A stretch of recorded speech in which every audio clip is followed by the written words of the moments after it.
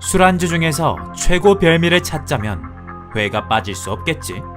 나도 날 것을 유독 좋아하는 편이라 삼시세끼로 초밥과 회만 먹다 나중에 배탈 한번 시게 왔었다. 그런데 이런 음식을 먹을 때마다 특별히 조심해야 할 점, 그건 바로 기생충. 그래서 준비해봤다. 영양분은 물론 혀와 뇌까지 섭취하는 기생충들의 이야기, 지금 바로 시작한다. 딱 집중.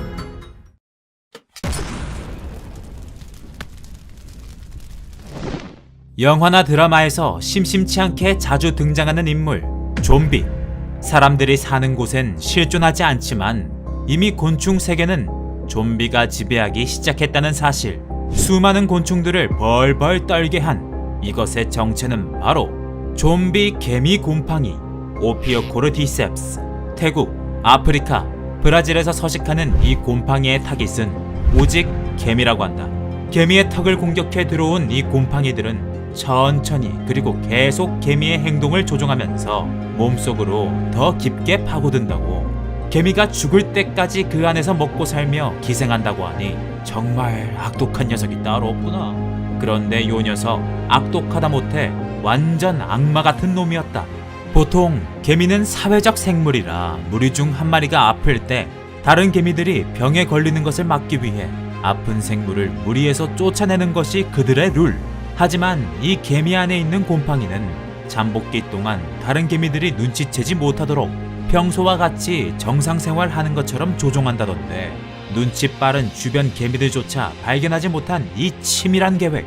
이것에 속아 넘어간 개미는 마치 영화에 나오는 좀비처럼 이리저리 휘청거리다 곰팡이가 번식하기 좋은 장소로 강제이동 당한 채 그 자리에서 비참한 결과를 맞는다고 한다.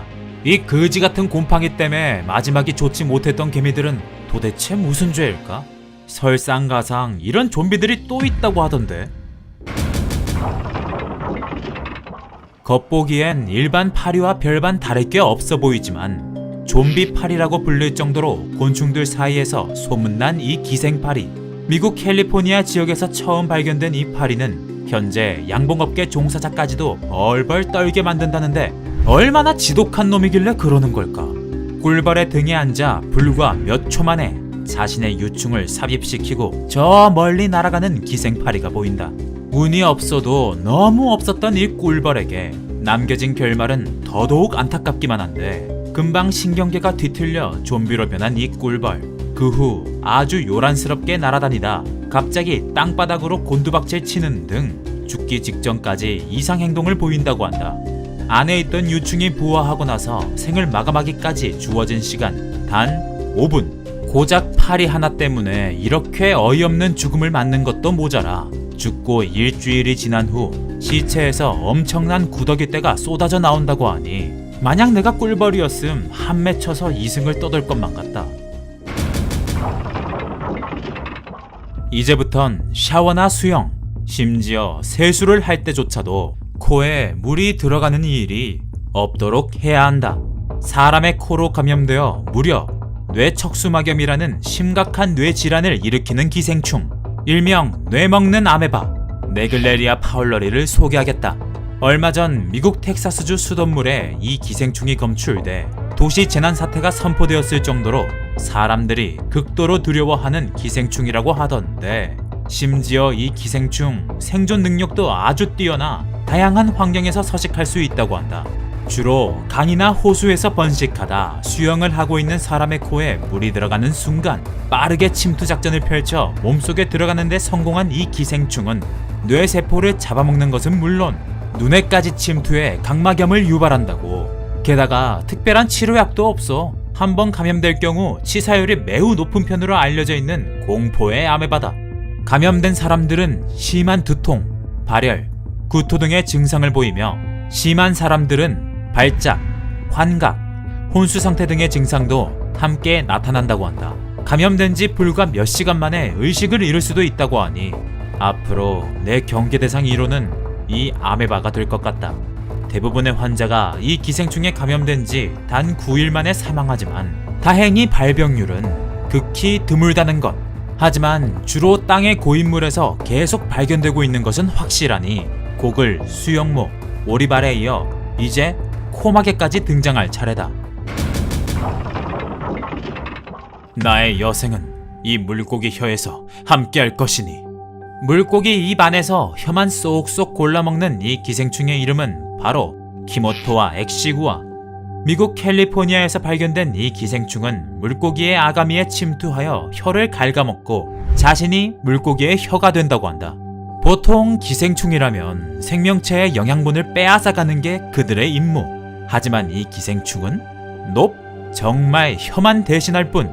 혀가 사라진 물고기는 오직 요 녀석만 이용해 먹이를 먹을 수 있으며 이 기생충 역시 물고기를 통해 영양분을 공급받으며 맛도 함께 느낀다는데, 심지어 소화까지 도와줄 정도로 혀의 역할을 잘 해낸다는 사실.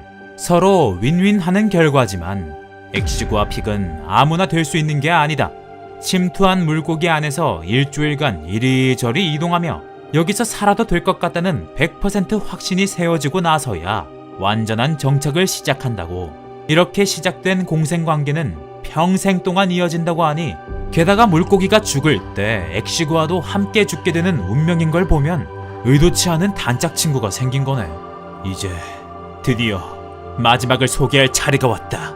과연 얼마나 지독한 녀석일지 만나러 가보자고.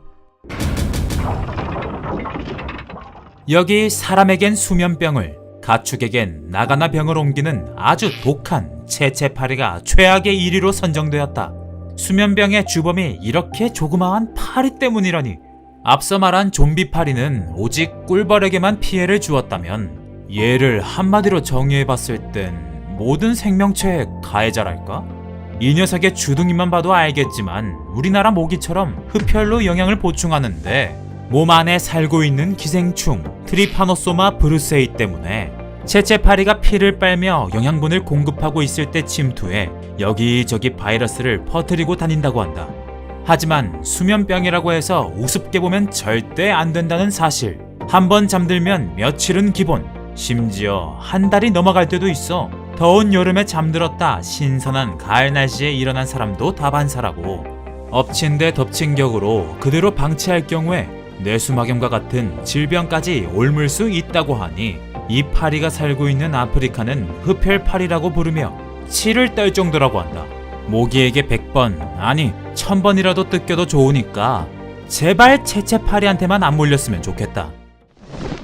지금까지 곤충부터 시작해 인간까지 위협하는 기생충들의 이야기였다.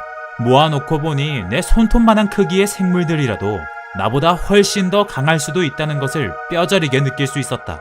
나도 모르는 사이 도대체 언제 어디서 저런 게 나타났는지 잘 모르겠지만, 여기서 확실히 짚고 넘어갈 건 우리나라에 잘 보이지 않는다 해서 안전 사각지대라 여기면 안 된다는 점. 자나깨나 기생충 조심, 이 띵언 꼭 기억하자.